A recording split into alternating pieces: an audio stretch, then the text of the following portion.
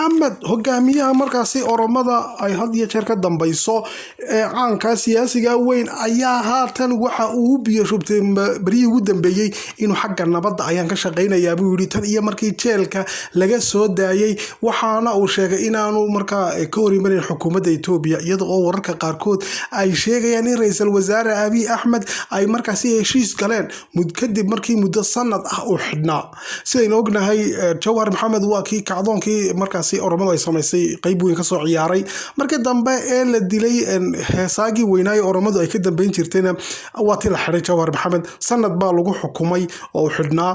kadib odayaal oromada dhex galay baa la isagii Abiy waxaana markaasi Abiy galeen bal heshiis laakiinse lama hubo laakiin markuu soo baxay Jawhar waxa uu janjeersaday dhinaca nabadda inuu ka shaqeeyo wuxuu yiri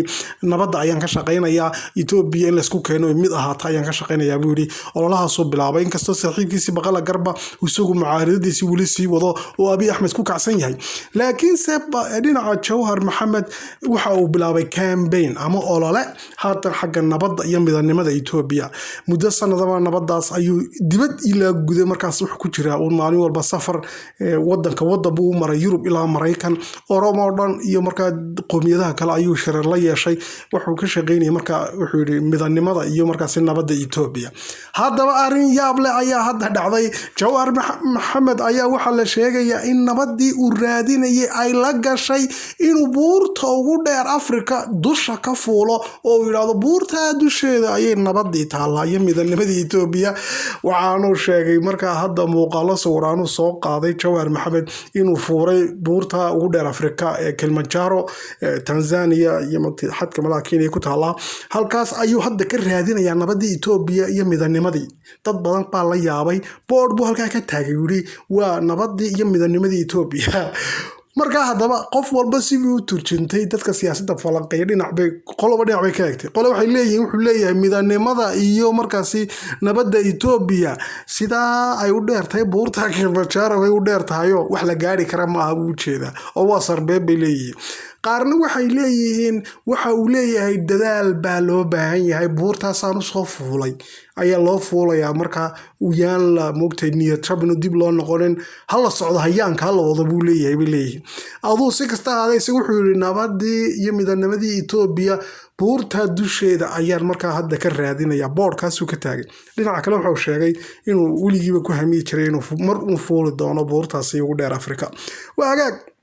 dhinaca kale dagaalo xoogan ayaa ka socda markaas aynu ognahay bishan aynu ku jirno oo dhanna socda kaasi oo u dhaxeeya marka qoomiyadaha oromada iyo ahmaarada iyadoo aad la sheegay maleeshiyaadkooga iyo jabhadda ay leeyihiin labada dhinac inay marka ku dagaalamayaan xadka u dhaxeeya ama deegaanada ay wadaagaan oromada iyo ahmaarada walaga waxaana hadda la sheegaya hadaba in wixii ka dhacay Tigreega iyo xasuuqii ka dhacay iyo moogtay dagaalka ka dhacay wax ka daran inay hadda ka socoto walaga oo dagaalka halka ka socda uu yahay lama arkaan iyo lama maqlaan si kasta haatee waxa hadda la sheeganaya qolo walba in ay guul ka gaadhay dagaalkaasi ay marka barooga bulshada iyo warbaahintu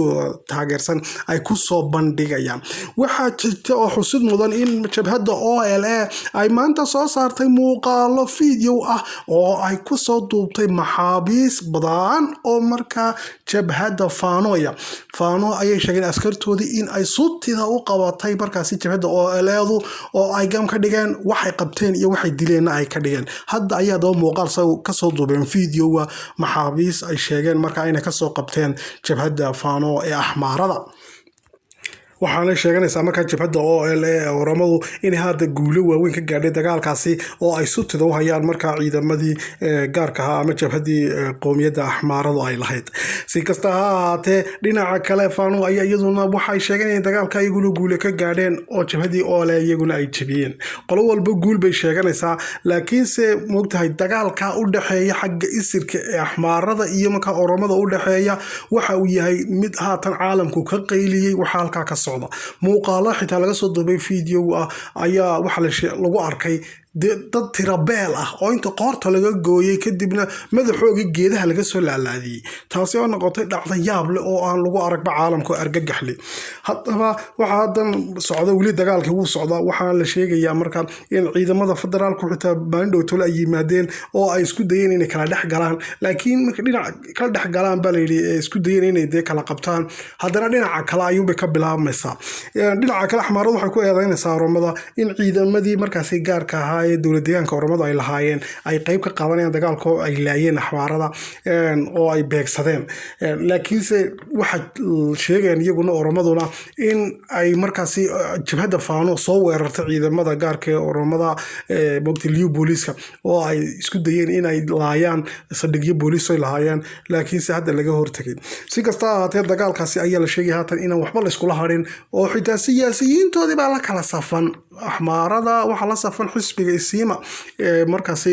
gacansaarka leh xukuumadda Itoobiya Burhanu Naga wasiirka waxbarashada hogaamiyo kaasi oo xitaa sidoo ognahay dhowr maalmood sheegay ka hor inay axmaar oo dhan kacdo hubka siisay xitaa kuwa miyiga jooga oo iska celiyaan oromada dhinacan kalena siyaasiyiintii kale oromada ayaa taabacsan iyaguna marka dhaqdhaqaaqyada ay wadaan ciidamada oromada iyo markaasi ama jahadooda ha ahaadaan oo ele ama moogtay ha ahaadaan dadka kale ee oromada iyaguna dagaalamaya waa la kala saftay dagaalkuna ilaa hadda wuu socdaa wixii ka soo kordhana barnaamijyada dambe kusoo qaadan doonaa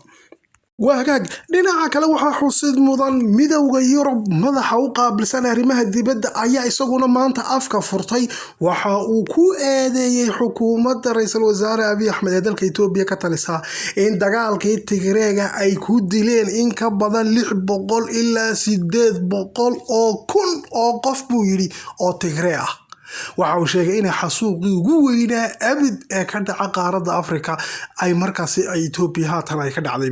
waxa uu yiri waxa mas'uul ka ah dilkaasi dadka shicibka loo geystay Tigreega ah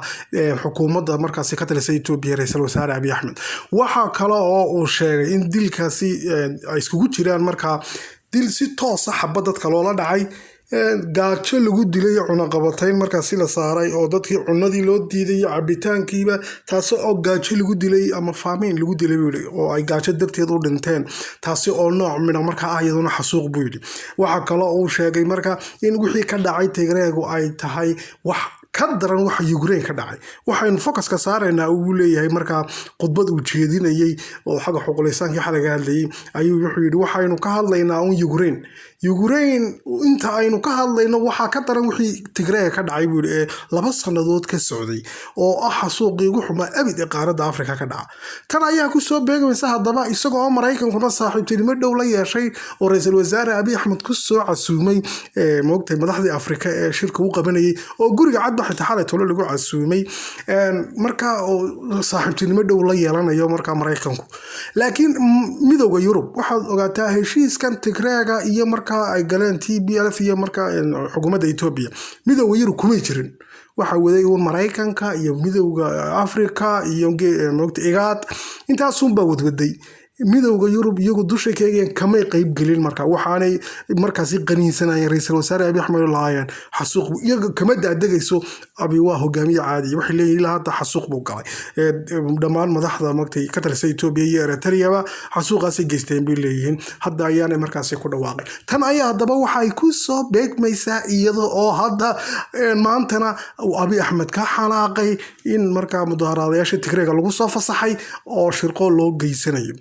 وهاجاك sidaynu wada agnahay waxa dalka Mareykanka ka socday maalmihii ugu dambeeyay madaxda Afrika oo 49 hogaamiye oo Afrikaan ah oo markaas uu shir u qabtay dalka Mareykanku kaasi oo haatan la sheegay shirkii in maanta la soo gabagabeeyay hadaba shirkaas intuu socday waxa la isla qaadaa dhigay marka maalgelin badan oo Mareykanku ku sameyn doono Afrika iyo dhaqaale badan oo bixinayo